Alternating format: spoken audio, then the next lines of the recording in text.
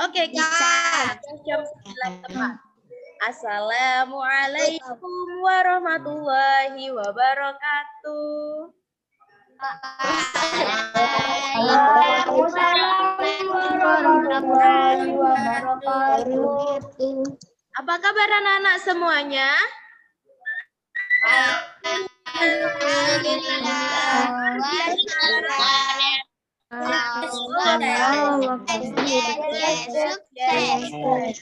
Oke. Hari ini kita akan belajar IPS tentang keragaman Indonesia. Kemarin sudah belajar tentang keragaman suku bangsa yang ada di Jawa Timur. Kali ini kita akan belajar keragaman budaya Indonesia di beberapa provinsi. Kita lihat provinsi apa aja.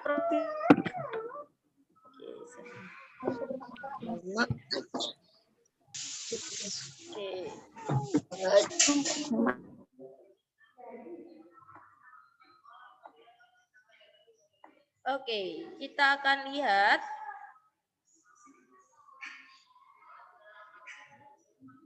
Nah, di sini ada 4 provinsi yang akan kita pelajari tentang keragaman budayanya, mulai dari pakaian adat, rumah adat, dan beberapa tarian daerah. Oke. Yang pertama yaitu ada Sumatera Barat.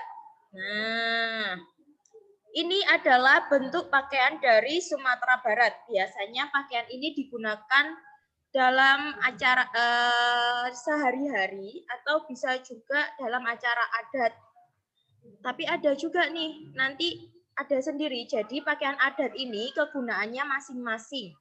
Ada yang digunakan untuk sehari-hari, ada yang digunakan hanya untuk ketua adat, ada yang digunakan untuk pernikahan, ada yang digunakan untuk acara resmi. Nah, kali ini Ustadzah akan menggambarkan, di sini sudah ada gambar. Gambar yang di sini ini adalah pakaian adat untuk pakaian sehari-hari dari Sumatera Barat atau dari suku Minangkabau. Sumatera Barat, ibu kotanya mana? Padang. Oke, Ustadzah akan menjelaskan tentang pakaian adat dimulai dari pakaian adat laki-laki ya.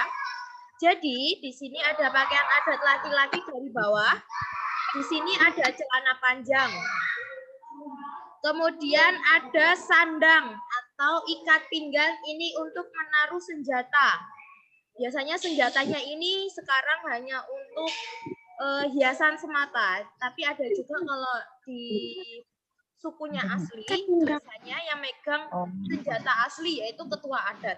Kemudian di sini ada baju berlengan panjang.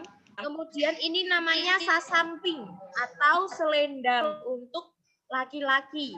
Kemudian, nah ini ciri khasnya laki-laki ini di penutup kepala. Penutup kepala ini namanya dasar. Biasanya ini terbuat dari kain songket yang dilipat dan ujungnya lancip. Kemudian di sini ada keris. Nah, oke. Kita lanjut ke pakaian adat perempuan. Ini mereka pakai, kalau yang perempuan ini pakai sarung songket. Sarung songket dari suku Minangkabau atau yang biasa disebut dengan lambak. Kemudian ada baju batabue. Baju batabue ini baju yang bertabur, maksudnya bukan emasnya, ada di nganunya bajunya bukan. Nanti kalian ini baju bertabur emas itu ada gelang, kalung, ada apalagi cincin, nanti enggak. Baju batabue itu baju yang bertabur dengan benang berwarna emas, itu namanya baju batabue. Kemudian di sini ada selendang. Di sini ada selendang, hampir sama dengan di pakaian adat prianya, tapi di sini selendangnya lebih lebar. Kalau pria kan hanya sasamping, hanya sekedarnya. Nah, seperti itu. Kemudian ada selendang, kemudian ada dukuah. Dukuah ini salah satu aksesoris yang biasa digunakan pada pakaian adat perempuan di suku Minangkabau atau Provinsi Sumatera Barat.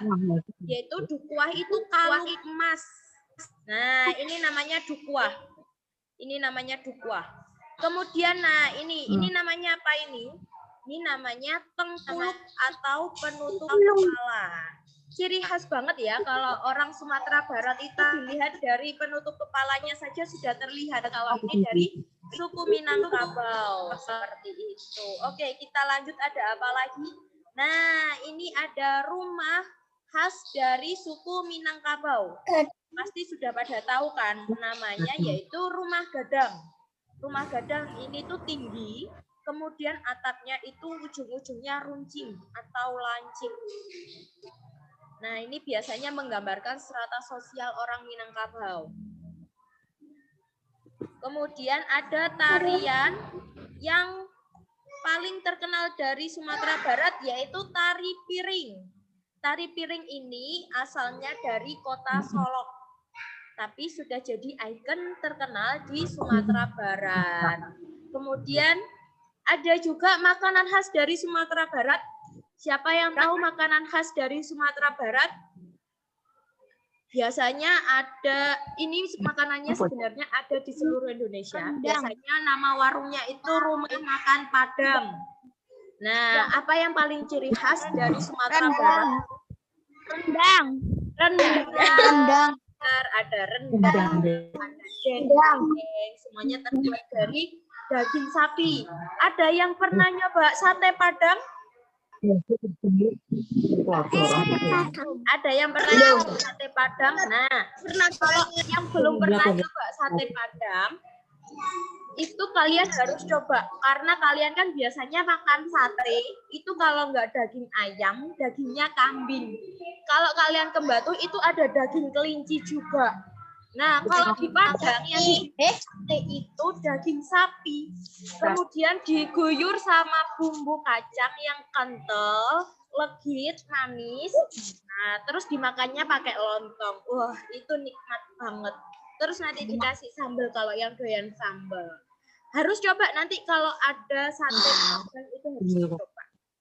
Oke, kita lanjut. Kita lanjut, mau pilih mana? Bali, Jawa Timur, apa NTT? Bali. Kita ke Bali. Di Bali ada apa? Nah, ini pakaian adat Bali. Ini pakaian adat sehari-hari dari suku Bali. Kalau yang di buku tematik kalian itu termasuk pakaian adat untuk acara pernikahan. Baju nikahnya orang Bali. Oke. Baju nikahnya orang Bali. Kemudian kita lihat, kita mulai dari laki-laki lagi ya. Kita lihat, ini ada pakaian adat laki-laki, dimulai dari bawah. Ini namanya kamen atau sarung yang biasa dipakai sama masyarakat Bali. Kalian kalau ke Bali pasti sering lihat orang laki-laki pakai sarung dengan jubah kayak gini kan. Nah, kamen ini sarung khas Bali, tetapi ada lipatannya, membentuk lipatan seperti ini, dibikin lipatan seperti ini, dan dipakainya itu enggak cuma selembar, tapi berlembar-lembar, kemudian dibuatlah bentuk kayak gini. Ini namanya kamen, bagian bawah ini untuk laki-laki namanya kamen. Kemudian ada juga kemeja atasannya, ini namanya baju safari atau kemeja safari. Nah, biasanya di kemeja safari itu terdapat 2 kantung di atas, 2 kantong, 2 saku di atas, dan 2 saku lagi di bawah. Kemudian biasanya juga kalau ada acara adat, itu mereka pakai sabuk, pakai kain. Nah, kainnya diikatkan di pinggang, seperti itu. Oke, kita lanjut. Yang ini namanya udeng atau ikat kepala. Biasanya mereka selain ikat kepala juga memakai hiasan yang di telinga atau kalau laki-laki ada di atas ikat kepalanya itu bunga. Bunganya macam-macam ya, bunga yang ada di Bali.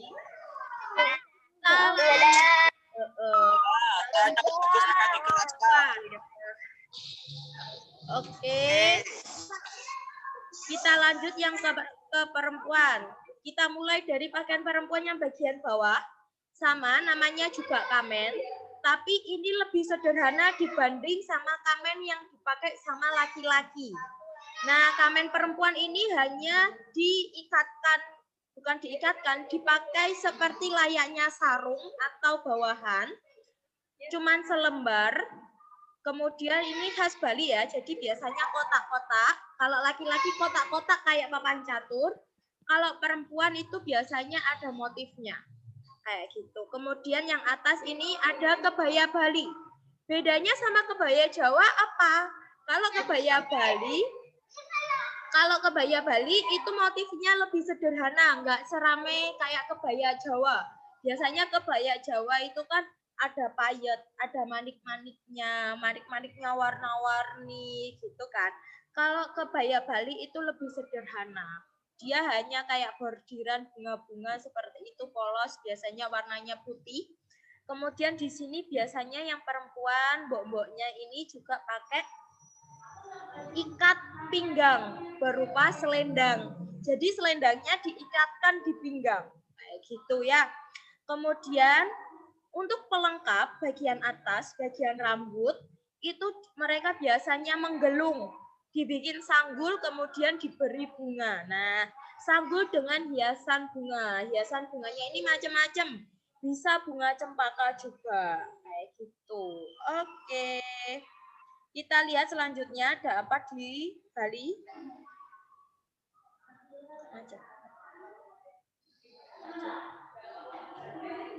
Nah, ini rumah adat di Bali. Kalian sering lihat pasti kalau berwisata ke Bali, kalian pasti sepanjang jalan itu lihatnya seperti ini. Minimal di rumah Bali itu ada pura di depannya ya. Nama rumah adat Bali yaitu Candi Bentar. Jadi di rumah adat Bali ini ada beberapa bangunan yang wajib ada, seperti ada pura di rumah, kemudian ada bagian untuk menerima tamu, ada juga untuk keluarga, ada yang bagian kamar-kamar dengan sebutan mereka, seperti itu. Tapi nanti yang paling wajib dan yang paling sering kalian temui yaitu ada pura di bagian depan rumah, itu untuk sembahyang mereka. Di waktu pagi, jam-jam subuh sama seperti kita, waktu subuh itu mereka akan beribadah juga, berdoa, melindungi diri dan keluarga dari roh-roh jahat. Kemudian nanti maghrib juga. Maghrib kalau kita sholat maghrib, kalau mereka sembahyang di pura rumahnya. Nah, biasanya mereka akan membakar dupa untuk menghindari roh-roh jahat masuk ke dalam rumah mereka dan mengganggu mereka. Nah, ini ada tari yang paling terkenal dan paling ditunggu sama wisatawan, baik mancanegara maupun domestik. Siapa yang tahu ini namanya tari apa? Sudah ada tulisannya sih ya. Ini namanya tari kecak. Pola lantai dari tari kecak apa? Ada yang bisa? Lingkaran. Lingkaran. Lingkaran. Siapa tadi? Mbak Zakira? Apa Mbak Air? Nah, ini tari kecak ini melingkar, kemudian nanti biasanya ada atraksi-atraksi di sini nanti. Nah, oke, kita sudah ya di Bali. Ada yang mau ditanyakan lagi? Kira-kira yang terkenal dari Bali yang kalian ketahui apa?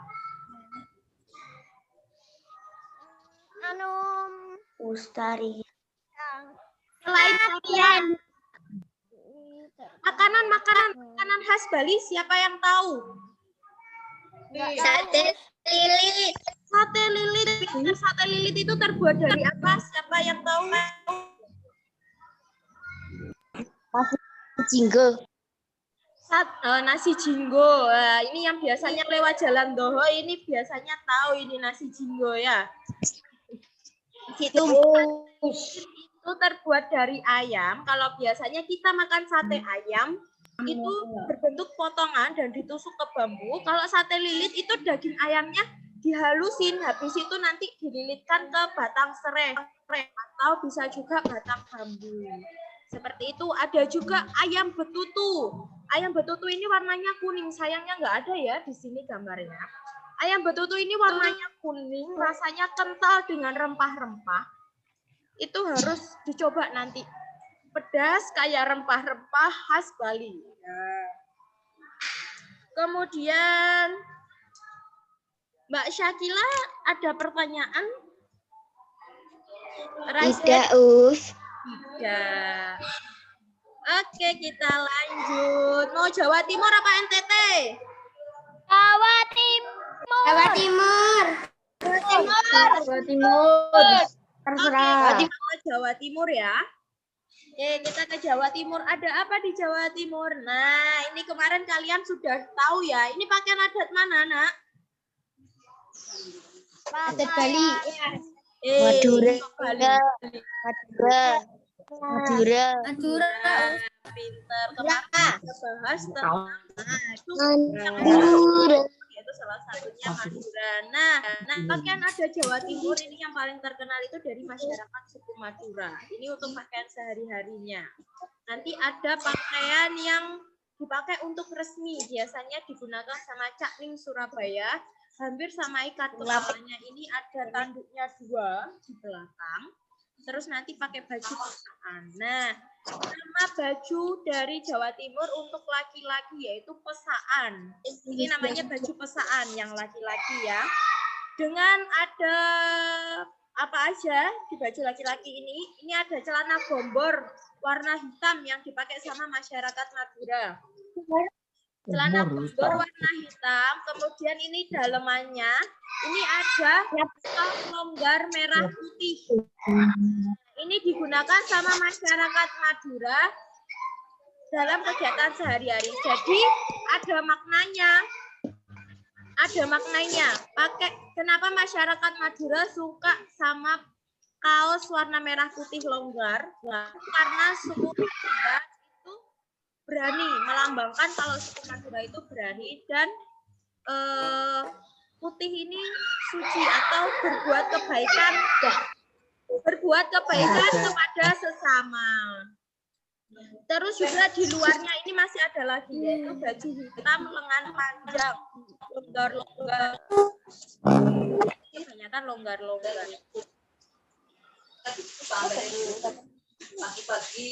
Nah, ini kebanyakan longgar-longgar ya. Kalau yang dipakai sama masyarakat Madura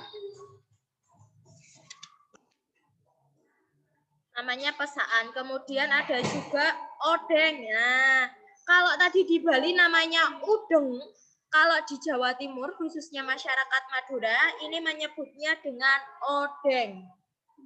Odeng atau udeng, ikat kepala khasnya suku Madura. Biasanya mereka pakainya ini berbentuk semacam belangkon dengan kain batik khas dari Madura. Jadi suku Madura itu juga punya kain batik sendiri yang khas dari motifnya. Kita lanjut ke pakaian adat perempuan. Pakaian adat perempuan ini kalau di masyarakat Madura namanya ini kebaya rencongan. Nah, ini namanya kebaya rencongan. Namanya ini kebaya rencongan. Jadi dimulai dengan sarung batik motif lasem yang biasa digunakan sama masyarakat Madura dan jadi khas motif khas dari suku Madura. Kemudian ada kebaya. Kebayanya suku Madura ini biasanya warna hijau atau merah atau kuning. Tapi biasanya suku Madura lebih suka warna merah. Nah, tuh. Kemudian ada juga hiasan berupa anting dan gelang kaki. Nah, ini yang paling ciri khas dari masyarakat Madura yaitu menggunakan gelang kaki. Gelang kaki seperti ini ya. Oke, kita lanjut ke rumah adat di Jawa Timur. Saking kayanya.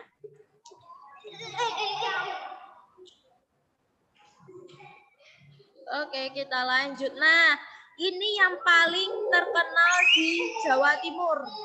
Rumah adat di Jawa itu kan terkenal sama rumah joglo, tapi yang paling terkenal yaitu rumah adat Joglo Situbondo.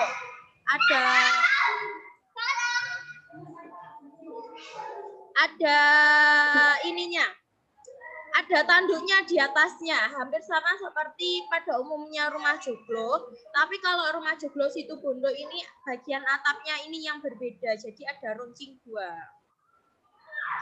Oke, tinggal 9 menit lagi. Kita lanjut.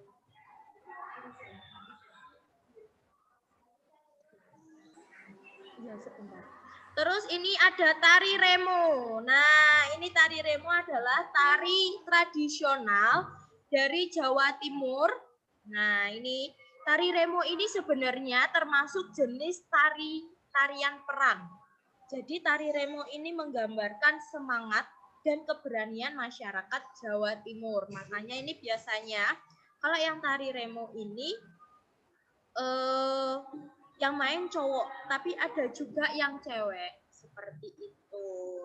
Sudah pada tahu kan ya kalau tari remo. Nah, ini salah satu contoh ikat kepala Jawa Timur yang biasanya digunakan untuk pakaian formal.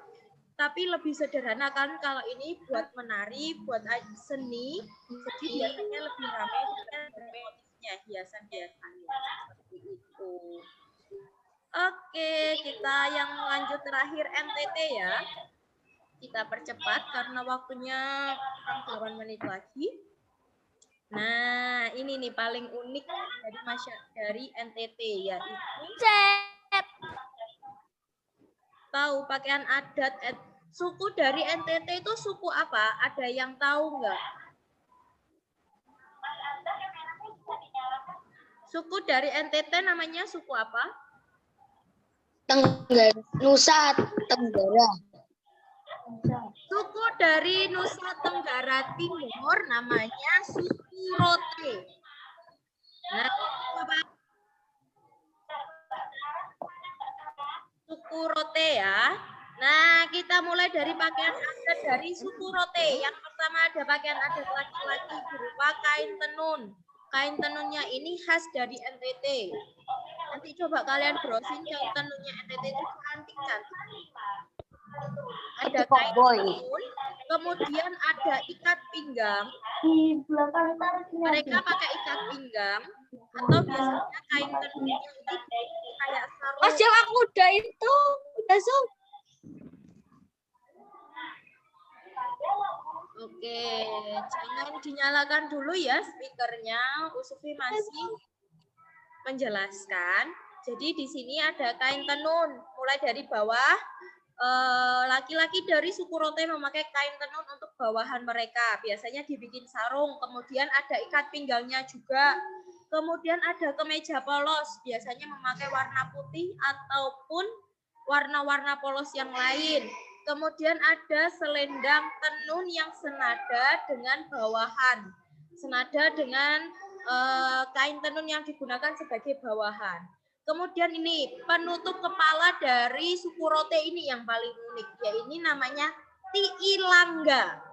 Tiilangga ini terbuat dari daun lontar kering yang dibikin menjadi topi. Nah, baru tahu kan biasanya topi-topi penutup kepala tradisional dari berbagai suku biasanya kan terbuat dari kain, entah itu kain batik atau kain songket atau kain tenun. Nah, seperti itu. Tapi kalau dari suku Rote mereka menggunakan daun lontar kering dijadikan sebagai penutup kepala mereka.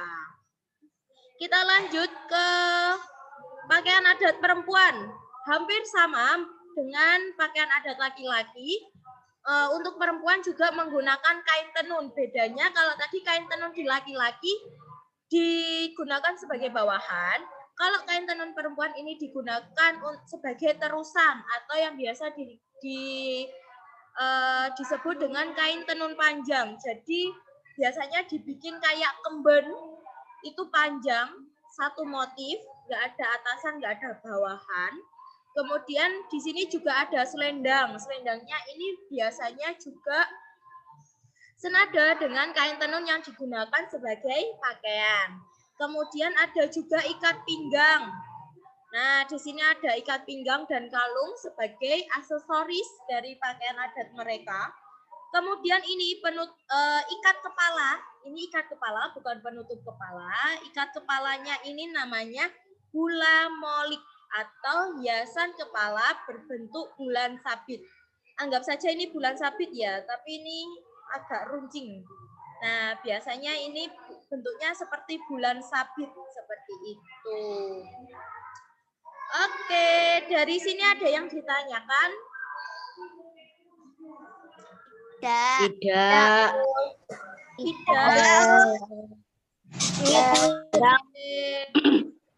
Sekarang berapa menit? 4 menit lagi. Sufi mau tanya sama siapa ya? Kita tanya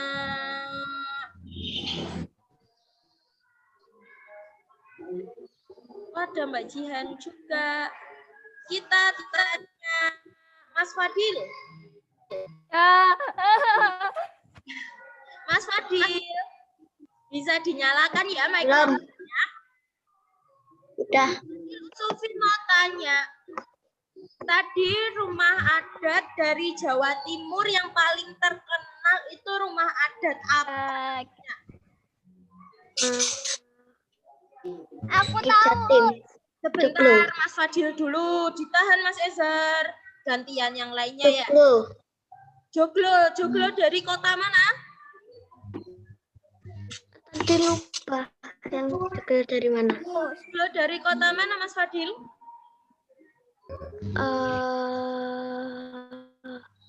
Joglo kan banyak. Mana ya? Suku Jawa kebanyakan rumahnya itu rumah joglo. Tapi kalau di Jawa Timur, joglo yang paling terkenal itu dari siapa yang tahu dari mana rumah joglonya? Aku. Mas Ezar. Apa? Dari mana Mas Ezar? Jogja. Dari situ Bondo, bukan Jogja. Kalau Jogja Allah. Jawa Tengah. Ya, jadi benar rumah joglo itu masyarakat suku Jawa itu kan meliputi Jawa Timur dan Jawa Tengah. Nama rumah adatnya itu sama-sama joglo, tapi yang membedakan di Jawa Timur itu joglonya dari situ Bondo. Kalau biasanya atap rumah joglo itu datar, nggak ada apa-apanya. Nah, kalau di situ Bondo itu ada lancipnya, lancip sedikit di bagian ujung atapnya, kayak gitu ada dua. Mana Us? Oke, kita lihat ya, kita coba lihat rumah adat dari Jawa Timur tadi ya. Kemudian,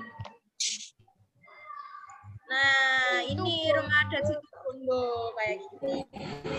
Kita lanjut ke NTT. Ini tadi sudah di pakaian adat. Kita lanjut ada budaya apa lagi? Nah, ini rumah adat dari Nusa Tenggara Timur, khususnya dari suku Rote. Ini namanya rumah Musalaki. Biasanya rumah Musalaki ini digunakan oleh atau dihuni sama ketua adat dari suku Rote.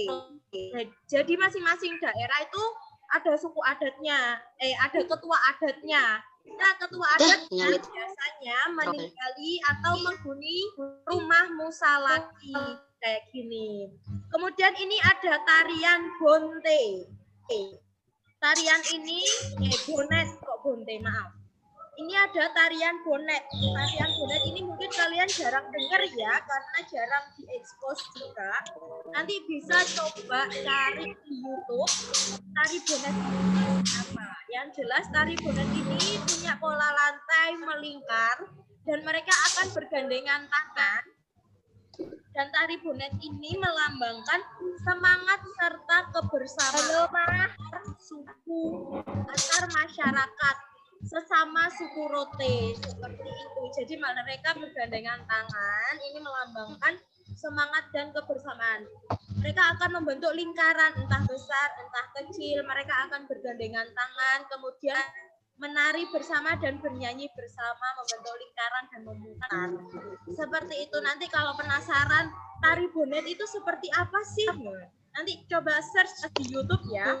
Boleh, tari bonet dari NTT kayak gitu. Jadi tari bonet ini adalah tari paling tua yang ada di Nusa Tenggara Timur. Seperti itu. Ada yang mau ditanyakan? Nah, sekarang ini udah masuk ke tugas. Sebelum Ustazah menjelaskan tentang tugasnya, ada yang mau bertanya? Coba kalau yang mau bertanya, angkat telunjuk tangannya. Ustazah akan cek ke